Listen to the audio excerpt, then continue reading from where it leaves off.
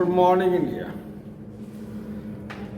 एक बच्चे ने सवाल पूछा है, क्या सर एक भिखारी में भी परमात्मा का वास होता है?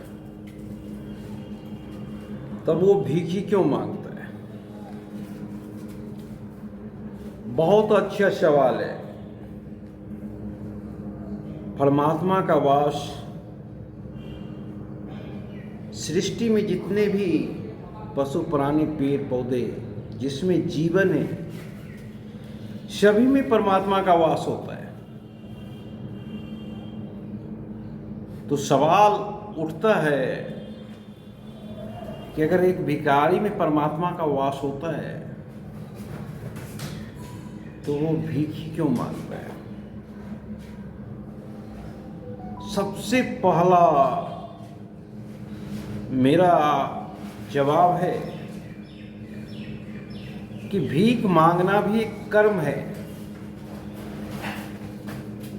और वो व्यक्ति कर्म कर रहा है तब आप उसको कुछ दे रहे हैं। अगर आप में साहस हो तो आप भीख मांग के देखें, कितना बड़ा कार्य है वो पता चल जाएगा।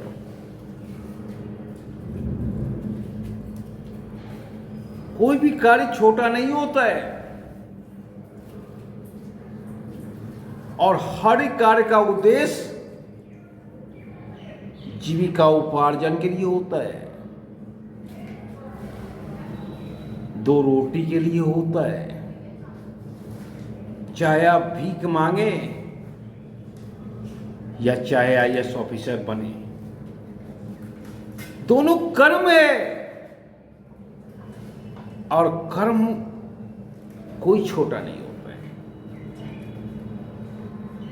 अभी आपने सुना होगा मेट्रो सिटी में भिखारी करोड़पति है। ऐसे ऐसे हमारे यहां भिखारी हैं। तो कर्म कर रहा है दो रोटी के लिए, तो उसमें क्या बुराई है? और आपको लगता है कि छोटा कार्य है, तो एक दिन भीख मांग के आप मुझे दिखा दें, एक दिन भिखारी बन के दिखा दें, और उसके बाद कुछ भिक्षाटन करके दिखा दें, तब आपको पता चलेगा कितना बड़ा कार्य है। दूसरी सवाल है कि परमात्मा का वास तो है भिखारी में, पर भिखारी को पता नहीं है कि हमारे अंदर भी परमात्मा है। जिस दिन उसे पता हो जाता, उस दिन वो भीख नहीं मांगता। हमारे यहां तो ऐसे ढेर सारे आदमी आते हैं, पूरा जीवन व्यतीत करके चले जाते हैं, और ये नहीं पता चलता है कि गॉड ने उन्हें किस कार्य के लिए बनाया है या क्या उनमें एबिलिटी है, ये उन्हें नहीं पता चलता है, और पूरा जीवन व्यतीत करके चले जाते हैं।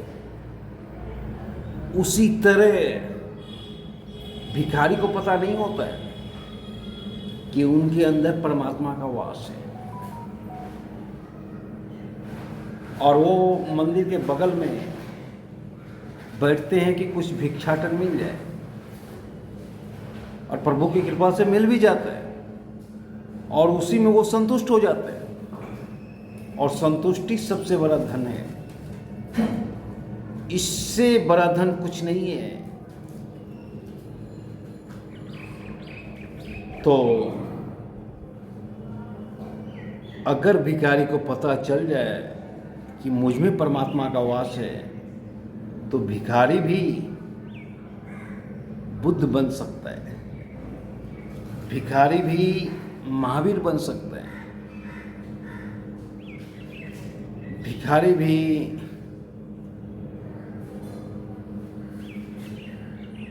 बहुत महान व्यक्ति बन सकता है।